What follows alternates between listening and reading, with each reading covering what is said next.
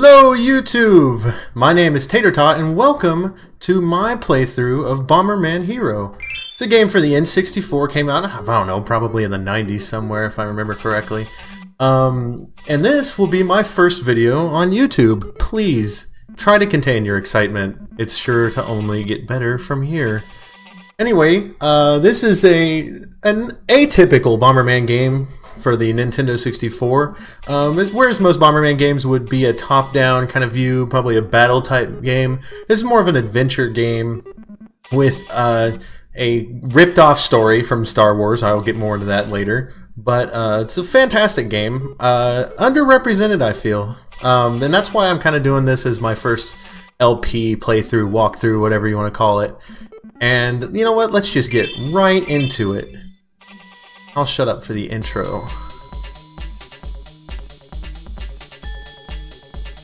Bomber Nebula. I wonder why they called it that.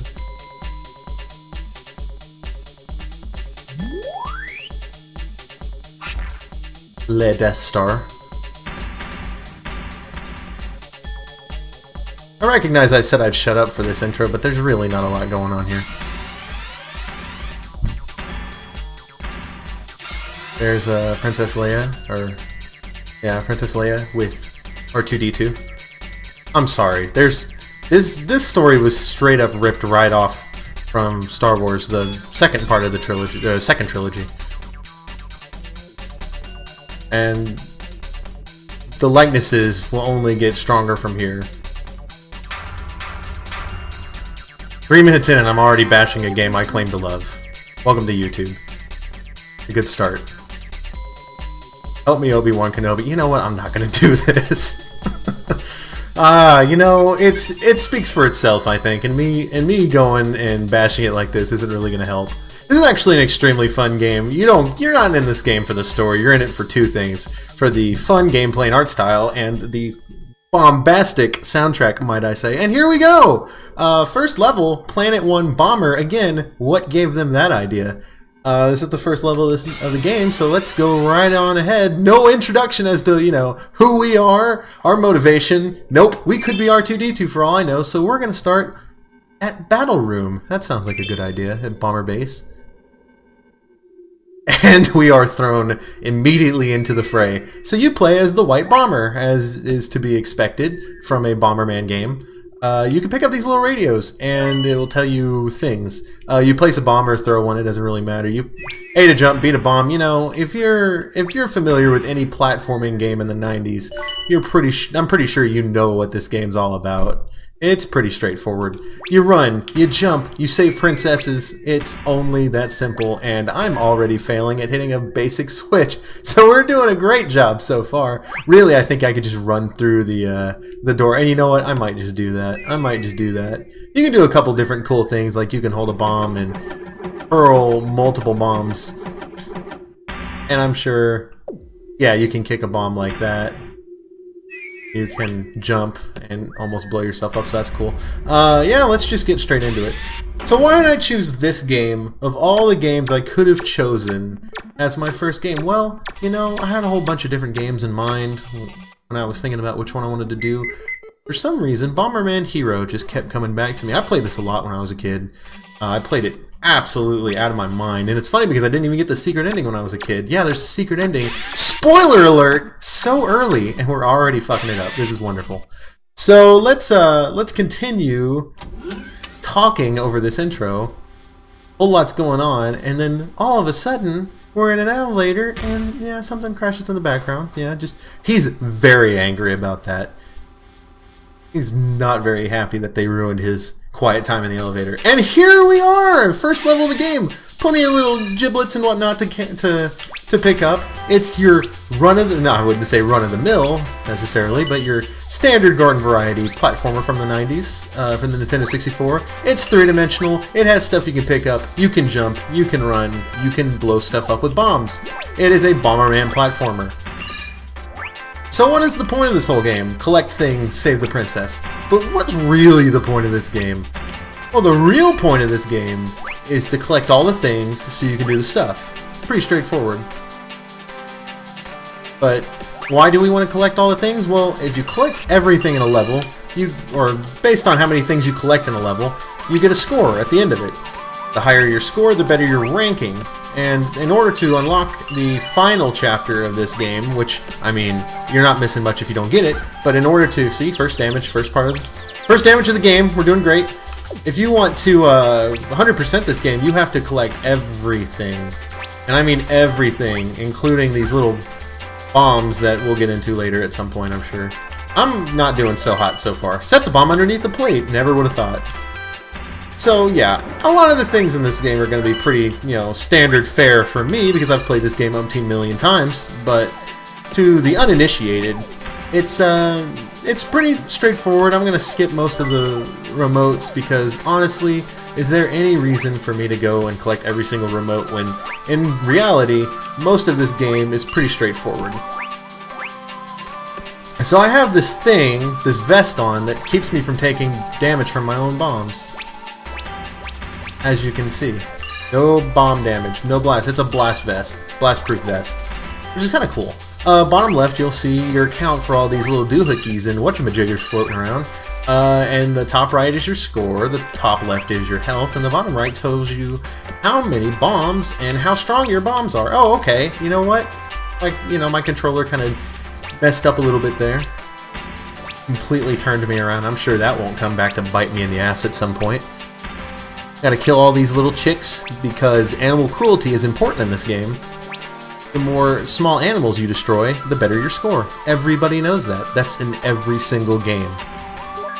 I was actually not sure that was gonna hit. So, did I miss something? It's entirely possible, actually. So we're gonna go back. It's not possible to go back. Already messed it up! Get on the platform! Spoiler alert, I'm not good at games. So yeah, you can see we got 4,200 to 4,500, getting a 4. That's okay. But we're probably going to go back and try and get all the things that we missed. Speedrunning the crap out of this game. See, doing wonderful so far. We've already screwed everything up. So, earlier I made the mistake of destroying these little black things over here. The one that I almost just destroyed by accident again. But the reason you don't want to destroy them is because you can use them as a platform. Look at that. And then you can get up here. You'll forgive me, I haven't played this in a while, I'm a bit rusty. You can jump up here, come over here, and get an extra wife. So, yeah, it's pretty straightforward. You just collect things, and sometimes things are a little bit more tricky to collect than others, but, I mean, there's not an extremely high ceiling for skill on this game. It's a pretty straightforward platforming game. A couple of things here and there might throw you for a loop, like that chicken right there. But really, it's not rage-inducing. This isn't Overwatch. This is Bomberman Hero. Okay, I'm not sure how I managed that, but didn't destroy the chick. But you know what? We will persevere. I did it again. I am better at hitting that than I am an enemy. That's a good start. That's great. But you use your bombs in this game pretty much for various purposes. Destroying things, obviously, yes, but also to activate platforms and what have you, activate switches. So this is one of, I believe, 3 games for the Nintendo 64, Bomberman-wise anyway. Yeah, there were only 3 games for the Nintendo 64, everything else was just a fever dream. So there's this one, there's Bomberman 64, and Bomberman 64 Second Attack, I believe. I have personally never played Bomberman 64 or Second Attack, so there's not much I can say as to the similarity. I've seen, speedruns and whatnot of this game, or of Bomberman 64, and nothing of Second Attack. But this is the black sheep in the bunch. Did I do it again? You have to collect... No, you don't. It's right there. You know what? This is just foreshadowing the future of this channel. I will come back off screen and I will get 5 on that. But we have to keep going here. Oh, we're doing great. So now we're in Hyper Room. Fantastic music, by the way. So I drew illusions, well I didn't, but the game did it for me, but I made reference to the fact that this game draws a lot of inspiration from the Star Wars movies. This primarily, oh god, oh jeez. Primarily the chronologically speaking, the first 3 Star Wars movies, 4 through 6. If you know what time, what date this game came out on, it's pretty obvious as to which ones it's referencing.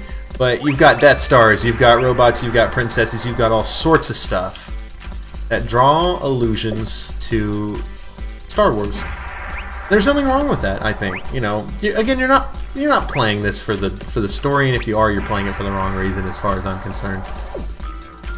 Now, if you're playing this game for the soundtrack, you could just listen to the music, but the experience in and of itself is important, I think. And again, like I said before, this game's criminally underrepresented on YouTube. I mean, yeah, I've seen some speedruns of this game, but no playthroughs. Whether the game is just extremely dry, or not a lot of people have heard of it, I mean, there's a number of reasons I can imagine for why not a lot of people have played this game, but one thing I think might be it is because there's not a lot of people that know about this game. You've got your staples for Nintendo 64. You've got Banjo-Kazooie. You've got Superman 64. My bad, Super Mario 64. You've got Legend of Zelda: Ocarina of Time and Majora's Mask. You've got just a bunch of different games that when you say Nintendo 64, that's what people think of. They think of, what we would consider nowadays the classics. Bomberman 64 and Bomberman Hero don't exactly fall into that category, and I'm going to probably mistakenly call this Bomberman 64 a couple of times in this playthrough. It's a Bomberman game on Nintendo 64. I do think you'll forgive me for that mistake. But, I think this game has its own charm, and it doesn't get the love and appreciation it deserves, and the soundtrack damn sure doesn't get the appreciation it deserves. Let's just get over this wall here. Okay, fantastic. And there's going to be a fist coming out of one of these. It's this one right here. Yeah, there it is. Can you tell I've played this game a couple times? So those 2 enemies up there will be 100 points apiece, and that should do it. But, I have a fondness for games that maybe aren't the best, but have a really solid charm to them. There's a lot of games like that, especially for the Nintendo 64. One of the other ones that I would be referencing here would be Buck Bumble. Other than the slammin' intro, the absolutely fantastic intro, it's a very interesting concept that you don't really see very much of in games these days. And there's the first 5, because I'm an idiot and incompetent and can't, manage to get that on the first level of the game.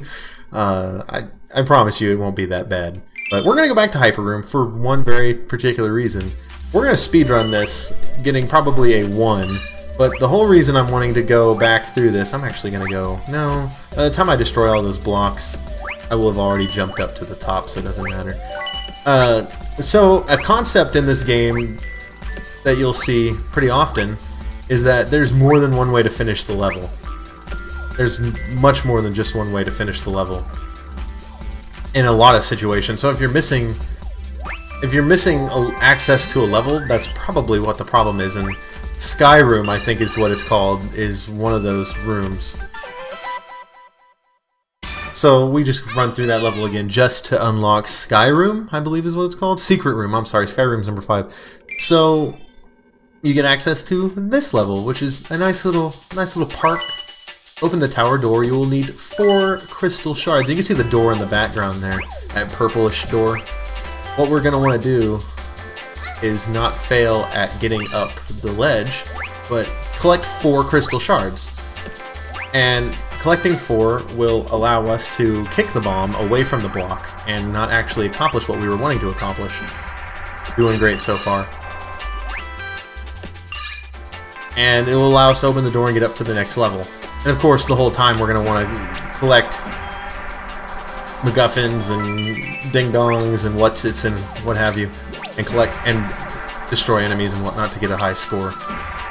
In case you weren't already convinced of it, I will be doing a 100% run of this game. Mostly because I know a lot of people, like myself when I was a kid, that didn't even know that they hadn't 1%ed the, or 100%, 1%, I definitely 1%ed this game at one point in my life, but despite fumbling over my words, there are some people out there that don't know that there's 100% in this game, or haven't seen it, I should say.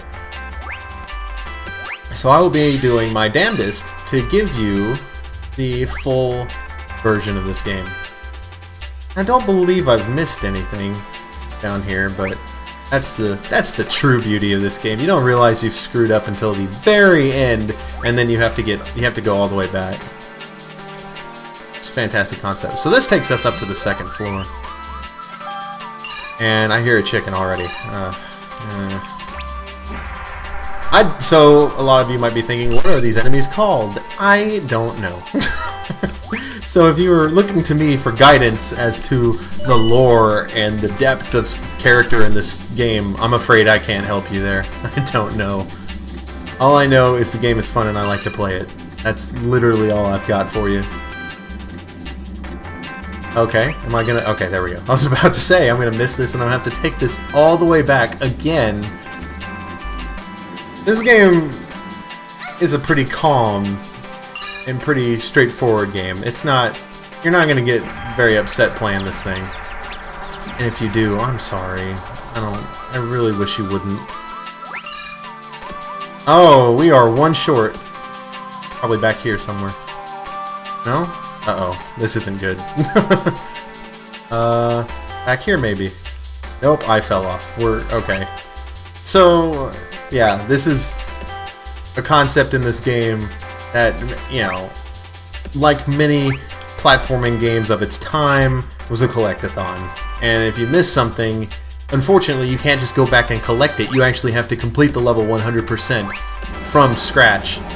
And if you don't, then you're not going to get 100% on that level. And if there's ever a level that I could 100%, but I get lazy or something, I will always just go back and I will do 100. I will get the 5-star rating on it later, just so we'll, you know, have it.